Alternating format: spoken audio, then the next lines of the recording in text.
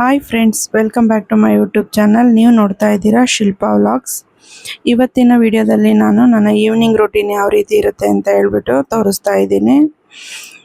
ನಾನು ಮಧ್ಯಾಹ್ನ ಮಕ್ಕಳು ಮನೇಲಿರೋದ್ರಿಂದ ಮಧ್ಯಾಹ್ನ ಅಡುಗೆ ಮಾಡ್ಕೊಂಡಿರ್ತೀನಿ. ಆ ಅಡುಗೆ ಮಾಡಿರೋ ಪಾತ್ರೆಗಳೆಲ್ಲ ಒಂದು ರಾಶಿ ಇರುತ್ತೆ. ಬೆಳಗ್ಗೆಯಿಂದ ತಿಂಡಿ ತಿಂದಿರೋದು ಒಂದು ಟೈಮು, ಮಧ್ಯಾಹ್ನ ಅಡುಗೆದು ಒಂದು ಟೈಮು, ರಾತ್ರಿ ಅಡುಗೆದು ಒಂದು ಟೈಮು, 3 ಟೈಮು ಪಾತ್ರೆ ತೊಳೆದ್ರೂ ಕೂಡ ಈ ಟೈಮಲ್ಲಿ ಪಾತ್ರೆಗಳಿರ್ತವೆ.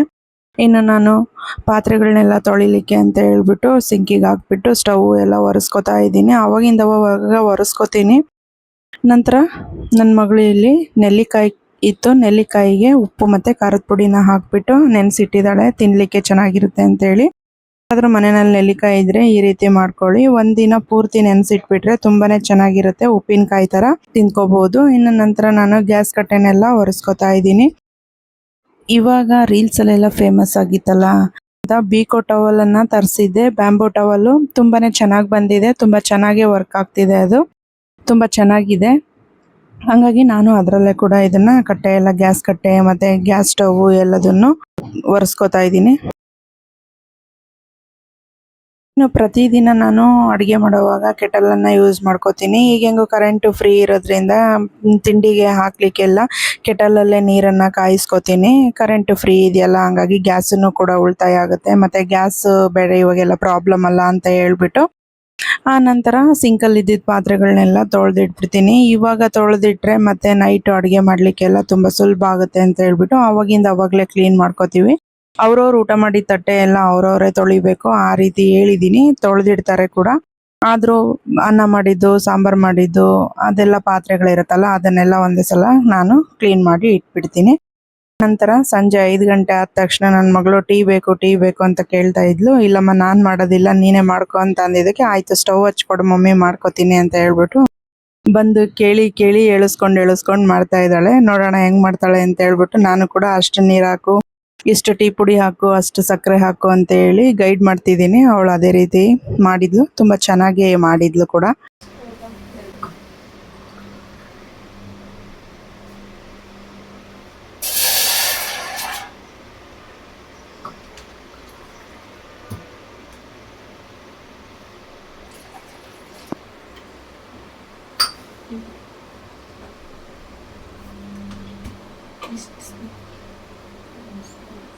ಯಾಕಮ್ಮ ಅಪೇಕ್ಷಂಗೆ ಹೇಳ್ಕೊಡ್ತಿದ್ಯಾ? ಯಾಕೆ ಅಪೇಕ್ಷಂಗೆ ಹೇಳ್ಕೊಡ್ತಿದ್ಯಾ? ಕಲಿತೀನಿ ಅಂತ ಭಾಳ ಇಂಟ್ರೆಸ್ಟ್ ತೋರಿಸ್ತಿದ್ದಾಳೆ ಅದಕ್ಕೆ. ಹಾಂ ಅಪ್ಪ, ಇನ್ಮೇಲೆ ನನಗೂ ಅಮ್ಮಂಗೂ ಕೆಲಸ ಕಮ್ಮಿ ಆಯಿತು ಅಲ್ಲಮ್ಮ?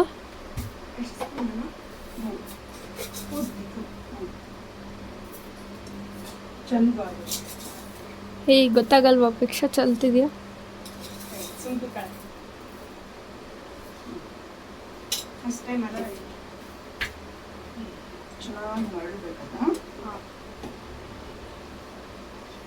ಆ ಕಡೆ ಅವಳು ಟೀ ಮಾಡ್ತಾ ಇದ್ಲು. ಇನ್ನು ನಾನು ಟೀ ಜೊತೆಗೆ ನೆಂಚ್ಕೊಂಡು ತಿನ್ನಲಿಕ್ಕೆ ಅಂತ ಹೇಳ್ಬಿಟ್ಟು ಸಂಜೆ ಆಗಿತ್ತಲ್ಲ ಅಂತ ಹೇಳಿ ಸ್ವಲ್ಪ ಮನೆಯಲ್ಲಿ ಕಡಲೆಕಾಯಿ ಇದ್ವು. ಅಮ್ಮರ ಹೊಲದಲ್ಲಿ ಕಡಲೆಕಾಯಿನ ಬೆಳೆಯೋದ್ರಿಂದ ಕಡಲೆಕಾಯಿ ಎಲ್ಲ ತಂದು ಕೊಡ್ತಾರೆ. ಹಂಗಾಗಿ ಏನು ಪ್ರಾಬ್ಲಮ್ ಇಲ್ಲ. 1 ಚೀಲ 2 ಚೀಲ ಈ ರೀತಿ ತೊಗೊಂಡು ಬಂದು ಕೊಡ್ತಾರೆ. ನಾವು ಅದನ್ನೇ ಮನೆಯಲ್ಲಿ ಬಳಸೋದು. ಅಮ್ಮ ಬಂದರೆ ಎಲ್ಲ ಸುಲಿದಿಟ್ಟು ಬೀಜ ಮಾಡಿಟ್ಟು ಹೋಗ್ತಾರೆ. ನನಗೆ ಮೊನ್ನೆ ಕಡಲೆಕಾಯಿ ತೊಗೊಂಡು ಬಂದು ಕೊಟ್ಟಿದ್ರು, ಹುರ್ಕೊಡೋಣ ಮಕ್ಕಳು ತಿಂತಾರೆ ಅಂತ ಹೇಳ್ಬಿಟ್ಟು ನಾನಿಲ್ಲಿ ಕಡಲೆಕಾಯಿನ ಹುರಿತಾ ಇದ್ದೀನಿ. ನಾವು ಚಿಕ್ಕವರಿದ್ದಾಗೆಲ್ಲ ಇದೇ ಸ್ನ್ಯಾಕ್ಸ್.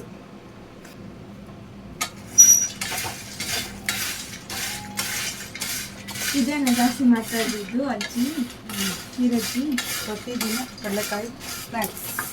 ದಿನ ಕೊಡ್ತೀನ ಬೇಡ, ಇಷ್ಟ ಹಾಕಿ, ಅದರಲ್ಲಿ ಅರ್ಧ ಚಂದ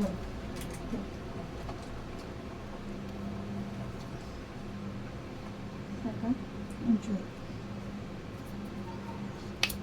ಸ್ಟಾಪ್. ಇನ್ನು ಟೀ ಕಡಲೆಕಾಯಿ ಎಲ್ಲ ರೆಡಿ ಆಗೋದ್ರೊಳಗಡೆ ನನ್ನ ದೊಡ್ಡ ಮಗಳಿಗೆ ಹೊರಗಡೆ ಚಾಪೆ ಹಾಸಮ್ಮ, ಹೆಂಗೂ ಬಟ್ಟೆ ಎಲ್ಲ ಮಡಚ್ಕೋಬೇಕಿತ್ತು, ತುಂಬ ಬಟ್ಟೆ ಇತ್ತು ಮಡಚೋದು. ಹಂಗಾಗಿ ಬಟ್ಟೆನೂ ಮಡಚ್ಕೊಂಡಂಗೆ ಆಗುತ್ತೆ, ಮತ್ತು ಹೊರಗಡೆನೂ ಸ್ವಲ್ಪ ಹೊತ್ತು ಕೂತ್ಕೊಂಡಂಗೆ ಆಗುತ್ತೆ ಅಂತ ಹೇಳಿದ್ದೆ. ಹಂಗಾಗಿ ಅವಳು ಹೊರಗಡೆ ಎಲ್ಲ ಚಾಪೆ ಹಾಸಿದ್ಲು. ನಂತರ ಇವಳು ನಾನೇ ಟೀ ಸೋಸ್ಕೊಂಡು ತೊಗೊಂಡು ಬರ್ತೀನಿ, ನಾನು ಮಾಡಿರೋದಲ್ವಾ ಅಂತ ಹೇಳ್ಬಿಟ್ಟು ಟೀನು ಕೂಡ ಇವಳೇ ಸೋಸ್ಕೊಂಡು ಬರ್ತಿದ್ದಾಳೆ. ಇನ್ನು 3 ಜನನು ಕೂತ್ಕೊಂಡು ಹೊರಗಡೆ ಸಂಜೆ ಆಗಿರುತ್ತಲ್ಲ ಹಾಗೆ ಮಾತಾಡಿಕೊಂಡು ಟೀ ಕುಡಿದ್ವಿ ಮತ್ತು ಕಡಲೆಕಾಯಿ ಎಲ್ಲ ತಿಂದ್ಕೊಂಡ್ವಿ. ತೋರ್ಸು.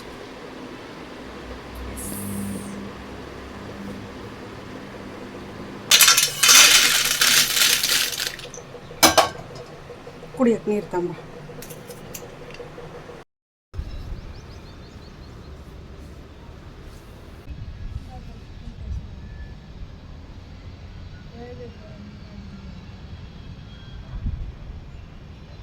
ಇನ್ನು ಟೀ ಕುಡಿದಿದ್ದಾದ್ಮೇಲೆ ನನ್ನ ದೊಡ್ಡ ಮಗಳಿಗೆ ಅದನ್ನೆಲ್ಲದನ್ನು ಟೀ ಪಾತ್ರೆ ಮತ್ತು ಟೀ ಕುಡಿದಿದ್ದೆಲ್ಲದನ್ನು ತೊಳೆದಿಟ್ಬಿಡಮ್ಮ ಅಂತ ಹೇಳ್ಬಿಟ್ಟು ನಾನು ಮತ್ತು ನನ್ನ ಚಿಕ್ಕ ಮಗಳು ಎಲ್ಲ ಎತ್ಕೊಂಡು ಮಡ್ಚೋಣ ಅಂತ ಹೇಳ್ಬಿಟ್ಟು ಎಲ್ಲ ಬಟ್ಟೆನ ಎತ್ಕೋತಾ ಇದ್ದೀವಿ.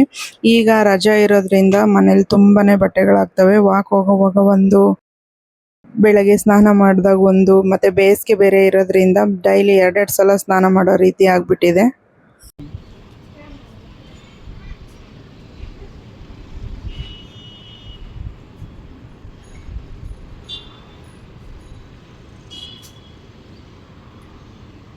ಮನೆ ಹೊರಗಡೆ ತುಂಬ ಜಾಗ ಇರೋದ್ರಿಂದ ಈ ರೀತಿ ಚಾಪೆ ಹಾಸ್ಕೊಂಡ್ಬಿಟ್ಟು ಬಟ್ಟೆ ಎಲ್ಲ ಅಲ್ಲೇ ಹಾಕಿ ಒಬ್ಬೊಬ್ರದ್ದೇ ಸಪ್ರೇಟ್ ಮಡಚಿಟ್ರೆ ಎತ್ತಿಡೋಕ್ಕೆ ಈಸಿ ಆಗುತ್ತೆ. ಮನೆ ಕೂಡ ಹರಡ್ದಂಗಿರಲ್ಲ ಅಂತ ಹೇಳ್ಬಿಟ್ಟು ನಾನು ಪ್ರತಿದಿನ ಇದೇ ರೀತಿ ಸಾಯಂಕಾಲದ ಹೊತ್ತು ಬಟ್ಟೆ ಎಲ್ಲ ಮಡಚಿಟ್ಕೊತೀನಿ. ಮತ್ತೆ ಒಳಗಡೆ ತಂದು ಅಲ್ಲಿ ಹಾಕೋದು, ಇಲ್ಲಿ ಹಾಕೋದು, ಚೇರ್ ಮೇಲೆ ಹಾಕೋದು, ಡೈನಿಂಗ್ ಟೇಬಲ್ ಮೇಲೆ ಹಾಕೋದು, ಮಂಚದ ಮೇಲೆ ಹಾಕೋದು, ಆ ರೀತಿ ಎಲ್ಲ ಮಾಡೋದು ಬೇಡ ಅಂತ ಹೇಳ್ಬಿಟ್ಟು ಈ ರೀತಿ ಸಪ್ರೇಟು ಮಡಚಿಟ್ಟಿರ್ತೀನಿ. ಅವ್ರವ್ರ ಬಟ್ಟೆನ ಅವ್ರವರು ಎತ್ತಿಟ್ಕೋತಾರೆ ನೀಟಾಗಿ, ತುಂಬ ಸುಲಭ ಆಗುತ್ತೆ ಅಂತ ಹೇಳ್ಬಿಟ್ಟು. ಇನ್ನು ಸಂಜೆ ಆಯ್ತಲ್ಲ, ದೇವ್ರ ದೀಪ ಹಚ್ಚೋಣ ಅಂತ ಹೇಳ್ಬಿಟ್ಟು ಮುಖ ತೊಳ್ಕೊಂಡು ತಲೆ ಬಾಚ್ಕೊಂಡು ರೆಡಿ ಆಗ್ತಿದ್ದೆ. ಮತ್ತು ಇವಾಗ ಬೇಸಿಗೆ ಆಗಿರೋದ್ರಿಂದ ದುಂಡ್ಮಲ್ಗೆ ಹೂವಿನ ಸೀಸನ್ನು ತುಂಬಾ ಚೆನ್ನಾಗಿತ್ತು. ಟೌನಿಗೆ ಹೋದಾಗ ದುಂಡ್ಮಲ್ಗೆ ಹೂವನ್ನ ತೊಗೊಂಡು ಬಂದಿಟ್ಟಿದ್ದೆ. ನಾನು ಹೂವು ಎಲ್ಲ ಮುಡ್ಕೊಳ್ಳೋದೆಲ್ಲ ತುಂಬ ಕಡಿಮೆ. ಏನಾದರೂ ಫಂಕ್ಷನಲ್ಲಿ ಆ ರೀತಿ ಇದ್ದರೆ ಮಾತ್ರ ಮುಡ್ಕೋತೀನಿ, ಫಂಕ್ಷನ್ಸ್ ಇದ್ದರೆ. ಇಲ್ಲ ಅಂತಂದರೆ ನಾನು ಹೂವು ಎಲ್ಲ ಏನು ಮುಡ್ಕೊಳ್ಳೋದಿಲ್ಲ. ಇನ್ನು ದುಂಡ್ಮಲ್ಗೆ ಹೂವು ಹೋಗಿದ್ನಲ್ಲ, ಚೆನ್ನಾಗಿತ್ತಲ್ಲ ಅಂತ ದಪ್ಪ ಇತ್ತು, ಹಂಗಾಗಿ ತೊಗೊಂಡು ಬಂದಿದ್ದೆ, ಚೆನ್ನಾಗಿದೆ ಅಂತ ಹೇಳ್ಬಿಟ್ಟು ಇವತ್ತು ಮುಡ್ಕೊಳ್ಳೋಣ ಅಂತ ಹೇಳ್ಬಿಟ್ಟು ಮುಡ್ಕೋತಾ ಇದ್ದೀನಿ. ಇದ್ರ ಸ್ಮೆಲ್ ಆಗಿರ್ಬೋದು, ಈ ಹೂವು ಆಗಿರ್ಬೋದು, ನಂಗೆ ತುಂಬಾ ಇಷ್ಟ. ವರ್ಷಕ್ಕೆ 1 ಸಲ ಅಥವಾ 2 ಸಲನಾದರೂ ಈ ಹೂವನ್ನ ಮುಡ್ಕೋಬೇಕು ಅಂತ ತುಂಬ ಇಷ್ಟ ಆಗುತ್ತೆ, ಹಂಗಾಗಿ ಮುಡ್ಕೋತಾ ಇದ್ದೀನಿ.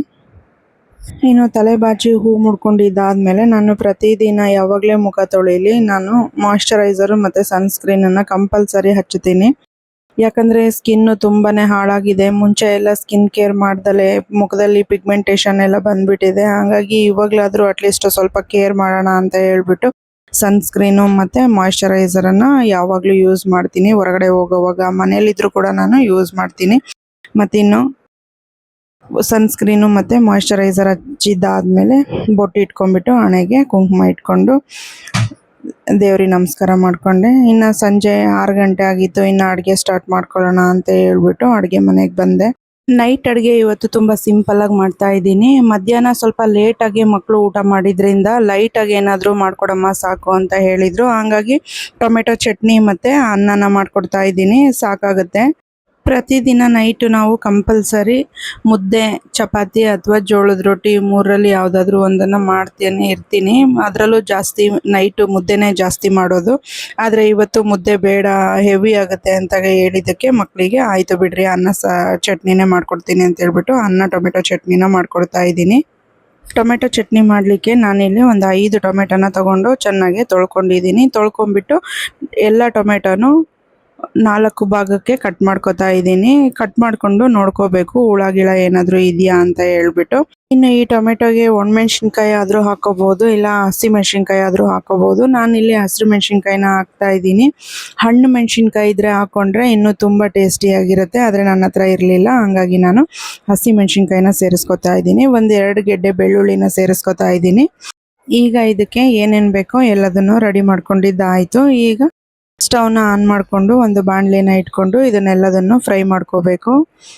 ಚೆನ್ನಾಗಿ ಜೋರು ಊರಿನಲ್ಲಿ ಫ್ರೈ ಮಾಡಬಾರ್ದು, ಸಿಮ್ಮಲ್ಲಿ ಇಟ್ಕೊಂಡು ಸ್ವಲ್ಪ ಹೊತ್ತು ಮುಚ್ಚಿ ಬಿಟ್ಬಿಟ್ರೆ ಚೆನ್ನಾಗಿ ಫ್ರೈ ಆಗುತ್ತೆ. ನಾನಿಲ್ಲಿ ಸ್ಟವ್ನ ಆನ್ ಮಾಡಿಕೊಂಡು ಒಂದು ಬಾಣಲೆನ ಇಟ್ಕೋತಾ ಇದ್ದೀನಿ. ಬಾಣಲೆ ಚೆನ್ನಾಗಿ ಬಿಸಿ ಆದಮೇಲೆ ನಾವೇನು ಹೆಚ್ಚಿಟ್ಕೊಂಡಿದ್ವಲ್ಲ ಆ ಟೊಮೆಟೊ ಮತ್ತು ಹಸಿರು ಮೆಣಸಿನ್ಕಾಯಿ, ಬೆಳ್ಳುಳ್ಳಿನ ಒಟ್ಟಿಗೆ ಸೇರಿಸ್ತಾ ಇದ್ದೀನಿ. ಇದಿಷ್ಟನ್ನು ಎಣ್ಣೆಯಲ್ಲಿ ಫ್ರೈ ಮಾಡ್ಕೋಬೇಕು. ಬೇಕಂದರೆ ನೀವು ಇದಕ್ಕೆ ಈರುಳ್ಳಿನೂ ಬೇಕಾದರೆ ಸೇರಿಸ್ಕೋಬೋದು, ಆದರೆ ನಮ್ಮ ಮನೆಯಲ್ಲಿ ಈರುಳ್ಳಿ ಹಾಕಿದರೆ ಟೇಸ್ಟು ಇಷ್ಟ ಆಗಲ್ಲ. ಹಾಗಾಗಿ ನಾನು ಈರುಳ್ಳಿನ ಸೇರಿಸ್ಕೋತಾ ಇಲ್ಲ. ಬರೀ ಟೊಮೆಟೊ, ಹಸಿರು ಮೆಣಸಿನ್ಕಾಯಿ, ಜೀರಿಗೆ, ಉಪ್ಪು ಮತ್ತು ಬೆಳ್ಳುಳ್ಳಿ, ಕೊತ್ತಂಬರಿ ಸೊಪ್ಪು ಇಷ್ಟನ್ನೇ ಹಾಕಿ ಚಟ್ನಿ ಮಾಡ್ಕೋತೀನಿ. ತುಂಬಾ ಚೆನ್ನಾಗಿರುತ್ತೆ. ನಂತರ ಇದಿಷ್ಟಕ್ಕೆ ಇದು ಚೆನ್ನಾಗಿ ಬೇಯಲಿಕ್ಕೆ ಸ್ವಲ್ಪ ಎಣ್ಣೆನ ಸೇರಿಸ್ಕೊಂಡಿದ್ದೀನಿ. ಜಾಸ್ತಿ ಎಣ್ಣೆ ಸೇರಿಸ್ಬಾರ್ದು, ಸ್ವಲ್ಪ ಎಣ್ಣೆನ ಹಾಕ್ಬಿಟ್ಟು ಚೆನ್ನಾಗಿ ಇದನ್ನು ಈಗ ಹುರ್ಕೋಬೇಕು.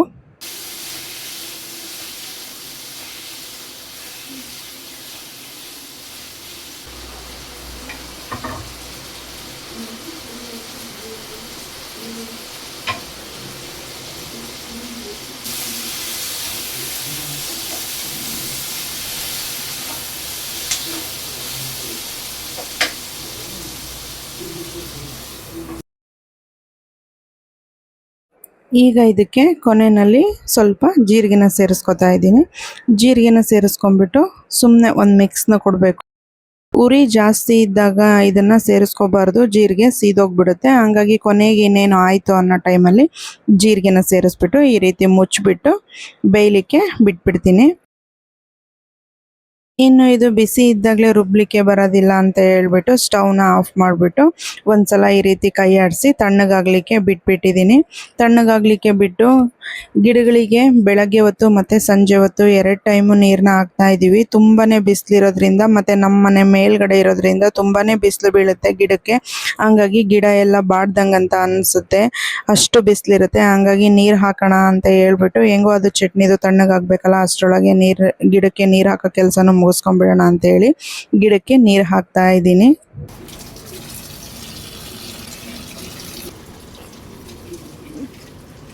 ಮನೆ ಬಾಗಿಲಲ್ಲಿ ಮನಿ ಪ್ಲ್ಯಾಂಟನ್ನು ಬೆಳೆಸಿದ್ದೀವಿ. ಮನಿ ಪ್ಲ್ಯಾಂಟು ತುಂಬಾ ಚೆನ್ನಾಗಿ ಬಂದಿತ್ತು. ತುಂಬ ನೆರಳಿರಬೇಕು ಮತ್ತು ತುಂಬ ನೀರಿರಬೇಕು ಇದಕ್ಕೆ. ಇವಾಗ ಬಿಸಿಲಿರೋದ್ರಿಂದ ತುಂಬ ಎಲೆಗಳೆಲ್ಲ ಹಣ್ಣಾದ ಥರ ಅನಿಸುತ್ತೆ ಮತ್ತು ಬಾಡೋ ಥರ ಅನಿಸುತ್ತೆ. ಹಾಗಾಗಿ ಮನಿ ಪ್ಲ್ಯಾಂಟ್ ಬಳ್ಳಿಗೆಲ್ಲ ನೀರನ್ನ ಬಿಡ್ತಾ ಇದ್ದೀನಿ. ತುಂಬಾ ಚೆನ್ನಾಗಿ ಬಂದಿತ್ತು. ನಾವು ಗಿಡಗಳನ್ನ ಯಾವ ರೀತಿ ಕೇರ್ ಮಾಡ್ತೀವೋ, ಯಾವ ರೀತಿ ನೋಡ್ಕೋತೀವೋ, ಗಿಡಗಳು ಆ ರೀತಿ ಇರ್ತವೆ.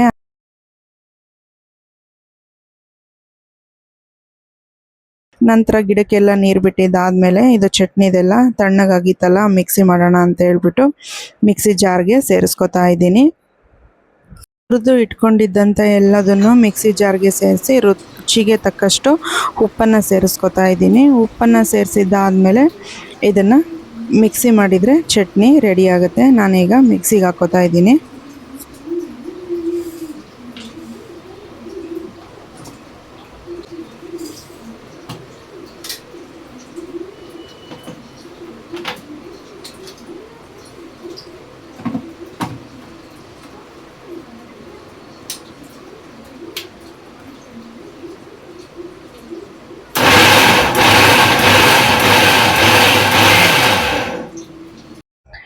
ಈ ಚಟ್ನಿನ ತುಂಬ ನುಣ್ಣಗೆ ರುಬ್ಕೋಬಾರ್ದು, ಸ್ವಲ್ಪ ತರಿ ಇರೋ ಥರನೇ ರುಬ್ಕೋಬೇಕು.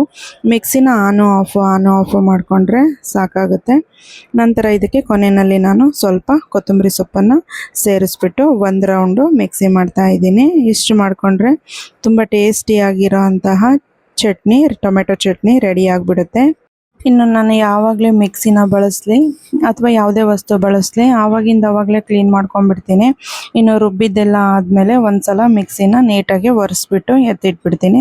ಆವಾಗಲೇ ಕ್ಲೀನ್ ಮಾಡಿಕೊಂಡ್ರೆ ತುಂಬ ಕೆಲಸ ಹೆವಿ ಅನ್ಸೋದಿಲ್ಲ.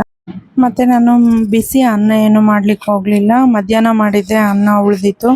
ಹಂಗಾಗಿ ಅದೇ ಅನ್ನನ ತಿಂದರೆ ಸಾಕಾಗುತ್ತೆ ಅಂತ ಹೇಳ್ಬಿಟ್ಟು ಅದೇ ಅನ್ನನ ಇಲ್ಲಿ ಮಕ್ಕಳಿಗೆ ಇಟ್ಕೊಡ್ತಾ ಇದ್ದೀನಿ. ತುಂಬಾ ಚೆನ್ನಾಗಾಗಿತ್ತು ಮತ್ತು ತುಂಬ ಟೇಸ್ಟಿಯಾಗಿತ್ತು ಚಟ್ನಿ. ಇದಾಗಿತ್ತು ನನ್ನ ಈವ್ನಿಂಗ್ ರೂಟೀನ್. ಈ ವಿಡಿಯೋ ನಿಮ್ಗೆ ಏನಾದರೂ ಇಷ್ಟ ಆಗಿದ್ರೆ ಪ್ಲೀಸ್ ನಮ್ಮ ಚಾನಲ್ನ ಸಬ್ಸ್ಕ್ರೈಬ್ ಮಾಡ್ಕೊಳ್ಳಿ. ಫ್ರೆಂಡ್ಸ್ ಆ್ಯಂಡ್ ಫ್ಯಾಮಿಲಿಗೆ ಶೇರ್ ಮಾಡಿ. Thank you for watching.